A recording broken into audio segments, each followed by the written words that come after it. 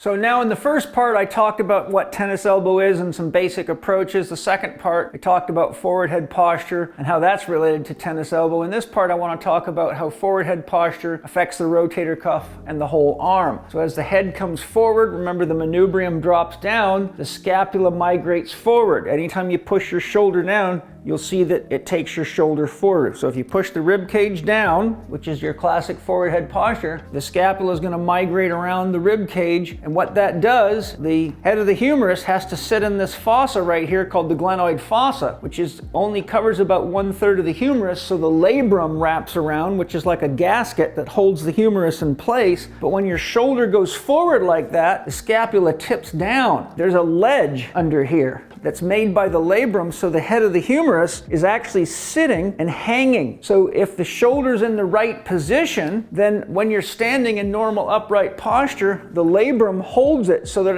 it actually does not require any activity of the rotator cuff, just an occasional little flicker. But as soon as that shoulder goes forward, then what happens is it starts falling out of the glenoid fossa, and your rotator cuff muscles are called the sits group: supraspinatus, infraspinatus, teres major, subscapularis. So what you've got is that this supraspinatus tendon now has constant tension on it because the shoulder is actually falling out of the shoulder. That's coupled with the arm pronating. So what happens is it throws the balance of all the muscles in the whole arm, head, neck, jaw complex, and body complex off. And as your arms pronate, it tends to overexcite or result in the overuse of the flexor muscles, which, as I said in the first video, puts too much stress and strain on the extensor muscles that are related to the tennis elbow. And as they get weaker and weaker and under more and more tension, it can start pulling away from the bone, which is the classic tennis elbow. So a couple of things here. Tennis elbow and rotator cuffs are like bedfellows.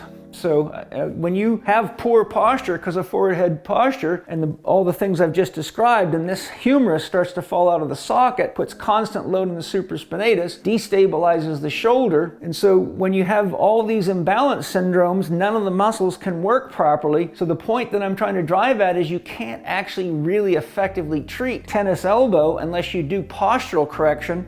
Get the shoulder girdle back, make sure that the labrum's not damaged, make sure the joint capsule around the shoulder's working properly, that the rotator cuff muscles are functioning properly, and then you need to see a good massage therapist, sports massage therapist, or rolfer that can make sure that the fascia on the envelopes on the muscles hasn't shortened and tightened, and also resulted in length tension patterns that can't be fixed by exercise alone because they have to be treated by manual therapy. So in a nutshell, what I'm saying is tennis elbow or golfer's elbow are actually the symptoms of a mechanical syndrome that has to do with posture and movement. And when your posture is not correct, you got to remember, posture is the position from which movement begins and ends. So if you don't begin a movement in the right position, you can't end it in the right position, which means there's stress throughout the system and there's always some kind of compensation. Tennis elbow is the breakdown of the compensatory mechanism. So in a nutshell, to really address this, you got to go all the way back to postural correction, making sure the shoulder's functioning correctly, the arm's in the right place, the muscles are balanced. And if you couple that with what I offered in video 1, you will have a pretty complete package. Now, a Czech professional would evaluate your internal organ and gland systems and many other factors that get involved in the breakdown of posture. But for most people, if you just do what I just shared and look at the books I've mentioned previously, such as the Golf Biomechanics Manual, the Tennis Biomechanics Manual, How to Eat, Move, and Be Healthy, or take IMS 1, you'll learn how to address all this stuff effectively and efficiently and hopefully once and for all.